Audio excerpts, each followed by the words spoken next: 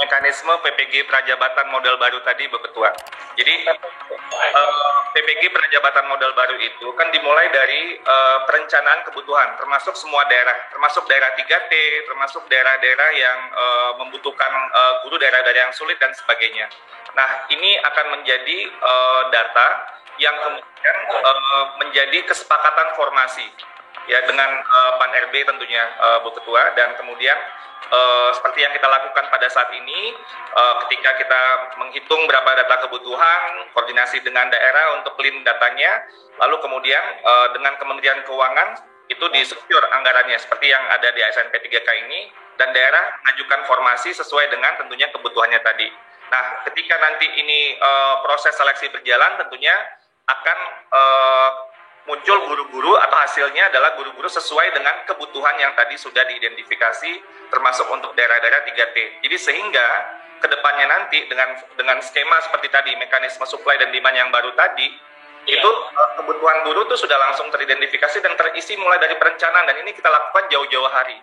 Nggak lagi kaget-kagetan setahun 2 tahun, ini bahkan bisa perencanaannya sampai 5 tahun ke depan. Kita nggak boleh lagi kembali pada konteks yang sekarang di mana ini perlu perencanaan yang lebih jauh. Nah, tapi saya ingin menggarisbawahi bahwa salah satu kuncinya itu adalah adanya kesadaran dan komitmen politik dari semuanya. Karena ini dengan desentralisasi luar biasa kompleksitasnya. Jadi kompleksitas kita dengan dinamika tentunya daerah sangat beragam sekali, kondisinya 400 berapa ini ya? 500 ya Pak, 514 tambah 34 provinsi. Kalau di pendidikan kan provinsi juga mengatur SMA, SMK, dan SLB. Nah, 548 ini dinamikanya kan luar biasa. Nah, jadi kita memang perlu ada sebuah mekanisme yang lebih clear, dan kita melihat bahwa salah satu yang selain yang pada saat ini ASN P3K ini kita selesaikan, untuk kedepannya itu kita dengan menghitung guru-guru yang pensiun itu akan lebih mudah untuk mengkomunikasikan berapa real kebutuhan guru, dan plafon anggarannya sebenarnya sudah terpenuhi, termasuk untuk daerah-daerah yang tertinggal tadi. Jadi ini data ini harus clear, kemudian kita sepakat semuanya. Yang sepakat itu tentunya dari Pan RB, dari Kementerian Keuangan, Kemendikbud, dan kemudian pemerintah daerah. Tapi agensinya tetap harus pemerintah daerah yang mengajukan formasi. Kami mau mengajukan formasi, tapi kan nggak boleh. Jadi ini betul-betul harus secara official resminya diajukan oleh pemerintah daerah, dan itu kemudian yang menjadi proses yang berjalan sampai kemudian dia ditempatkan, dan nanti di PPG dulu, pendidikan profesi, baru kemudian dia ditugaskan. Nah, ini yang skema yang baru ini, Bu Ketua, yang kita harapkan ini banyak hal di sini yang terjadi yang selama ini sendiri-sendiri. PPG jangan sendiri gitu ya, PPG Prajabatan produksi guru gitu, tapi belum tentu itu gurunya terserap, belum tentu pada akhirnya juga mau jadi guru. Nah, dan akhirnya kan itu menghabiskan resource kita yang juga terbatas.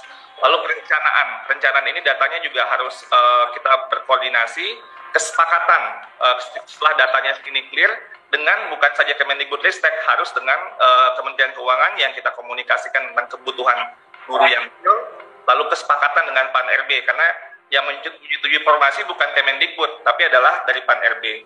Dan kemudian daerah mengajukan ini, dan ini yang disepakati, lalu barulah terselenggara proses seleksi, yang kemudian setelah mereka lulus dan dapat SK dari daerah, ini model yang kita sedang komunikasikan sebenarnya dengan Kementerian Lembaga, baru kita PPG-kan.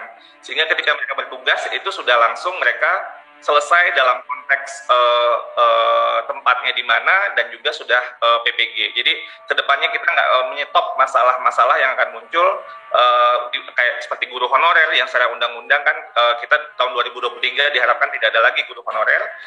Jadi sudah guru yang dalam sistem rekrutmen kalau di sekolah pemerintah adalah ASN gitu ya. Dan juga sertifikasinya juga sudah selesai. Jadi nggak ada lagi beban sertifikasi yang seperti tadi sudah kita sampaikan, yang existing saja itu luar biasa beban yang harus kita lakukan untuk menyelesaikan. Jadi memang butuh terobosan-terobosan untuk terutama untuk PPG dalam jabatan. Ya. Proses perencanaan akan lebih mudah, koordinasinya, datanya, dan kemudian pengajuan formasi pun juga lebih clear. Sesudah proses rekrutmen dilakukan, sudah selesai, maka daerah melakukan penempatan di sekolah mana untuk mapel yang mana sesuai dengan perencanaan tadi. Dan ini lebih targeted, PPG-nya itu ketika dilakukan sesudah proses rekrutmen ini lebih targeted kepada guru apa di daerah mana dan di sekolah mana. Sehingga nanti ketika selesai PPG, mereka bertugas menjadi guru, mereka sudah selesai pertama direkrut, sudah dapat SK, dan mereka sudah PPG prajabatan tadi sudah selesai. Sehingga tidak lagi ada masalah.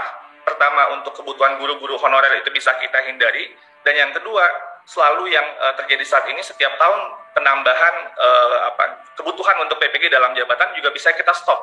Jadi kita deal dengan yang existing yang ada sekarang, tentunya kita perlu ada mekanisme yang perlu kita pikirkan bersama-sama dengan perguruan tinggi nantinya. Tapi yang untuk kedepannya ini, kita harus menghindari membuat masalah-masalah baru untuk tata kelola guru, supply dan demand tadi. Jadi itu adalah sebenarnya solusi kita atau usulan kita pada saat ini kita diskusikan dengan kementerian lembaga, mohon dukungan juga buat Bapak Ibu di Komite 3 ini untuk bisa kita sama-sama mencegah terjadinya kita pada kondisi yang saat ini. Jadi guru honorer dan guru yang belum tersertifikasi, insya Allah kalau ini bisa disetujui, itu bisa menjadi mekanisme, menjadi solusi, mencegah masalah-masalah yang akan timbul nantinya. Jika tidak, ini akan menjadi hal yang selalu membuat sistem pendidikan kita tidak maksimal seperti yang tadi sudah banyak sekali yang disampaikan.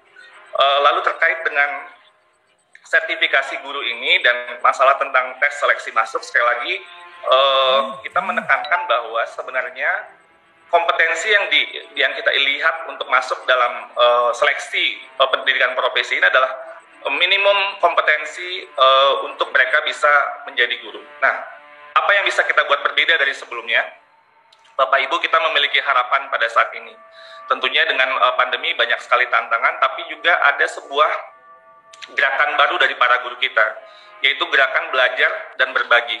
Kita memiliki platform guru belajar dan berbagi. Platform ini sudah digunakan lebih dari 1,3 juta guru, dan yang ada juga platform guru berbagi, di mana di situ guru-guru berbagi macam ide pembelajaran, dan mereka juga aktif untuk saling berbagi, dan apakah itu RPP, artikel, mereka sudah diunduh lebih dari 20 juta kali. Artinya terjadi sebuah interaksi guru-guru kita untuk bersemangat untuk belajar dan berbagi. Untuk guru-guru yang di daerah-daerah yang tidak internetnya kurang baik, itu kita bisa menyediakan modul-modul dalam bentuk flash disk tentunya. Nah, poin saya adalah ketika Mas Menteri dan saya berkunjung ke sebuah pulau kecil di Papua Barat, daerah 3T. Kami kaget bahwa ternyata ada 2 guru di situ yang sudah menyelesaikan beberapa modul guru belajar dan berbagi ini, walaupun dengan kondisi internet yang naik turun. Tapi artinya ada semacam semangat guru-guru kita tuh untuk betul-betul ingin belajar dan berbagi dengan satu sama lain. Nah, inilah yang kemudian kita lihat adalah sebagai moda baru untuk bagaimana guru-guru, di mana belajar itu bukan lagi masalah kesempatan, tapi masalah kemauan. Karena tersedia berbagai sumber belajar, maka kemudian belajar itu bisa diakses dari